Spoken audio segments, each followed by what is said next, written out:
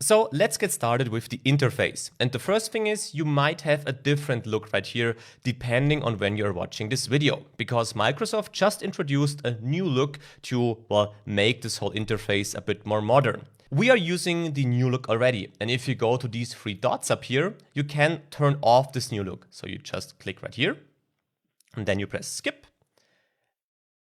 And then it takes a few seconds, and this is now the old look that we had. And this might also be the look that you have at the moment. If this is the case, just change this switch right here, and then you're back in the new look. Now everything should look the same for you and here in the video.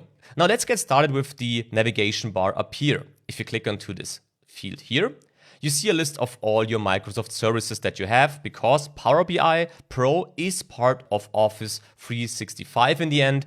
This is not a Microsoft Office course, therefore I don't want to dive too deep here. But in case you have any kind of problems here, please contact your system admin in the company, which is responsible for the overall office management, because he probably knows how to give you the right permissions in case anything is not working as intended here.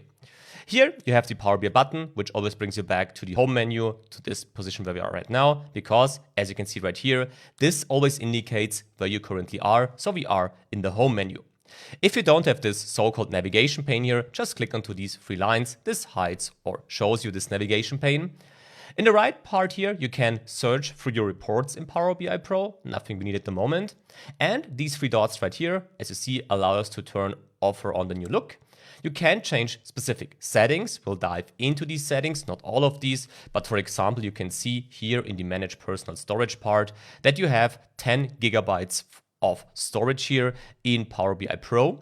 You can see I am a Pro user, so you should see the same right here. I completely deleted my Pro account here, by the way, so we are all starting at 0 here.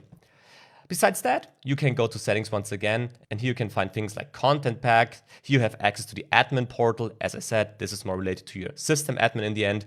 And you have this gateways option, also something we'll explore throughout the course. More importantly, you have this download option. There you can download Power BI Desktop and also this gateways I was just referring to. And you have this Power BI for mobile app right here. So this would bring you to the App Store where you can find the mobile app. We'll discover the mobile app rather towards the end of this module though. And to the right here, you can click onto the profile. This allows you to sign out of Power BI Pro.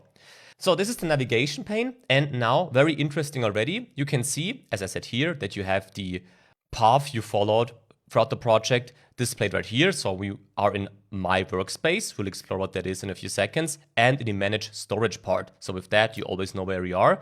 And if you want to go back home, you can click right here or here onto Home, as I mentioned it already. The Home menu gives you a general overview of your favorites, your recents, workspaces, and apps. And if you look into the left part again, to the navigation pane, you have favorites, recents, this workspaces, and also apps. So it's kind of a summary of the core features. Favorites are empty, of course, at the moment, but you can select different favorites, different favorite data, for example, in Power BI Pro that you want to display right here. This shows you some recent projects. As you see, I was mainly active in the My Workspace part here. For you, this should be empty. Here we have apps. We don't have any apps at the moment, but we will, of course, also create our own app in this module, and you'll also understand what apps are. And here in the Share With Me part, you can see if other people in your organization shared anything specific, any data, any reports with you at the moment. This is not the case for me, and probably for you, it's the same. Down here, you have the Get Data option. If you click onto that, and I make this a bit smaller maybe. Yeah, I think we'll stick to this screen size now. So in this Get Data menu, you see that you have different options to access data from Power BI Pro. This will be, of course, explored in the course. You see we have apps that we just saw here and there. We have files and we have databases. These will be covered in a dedicated module. So this is the interface in a nutshell in the end. But I skipped something very important here. And these are this My Workspace part here and this Workspaces menu. Let's explore these a bit closer before we then see how we can get our local project to Power BI Pro.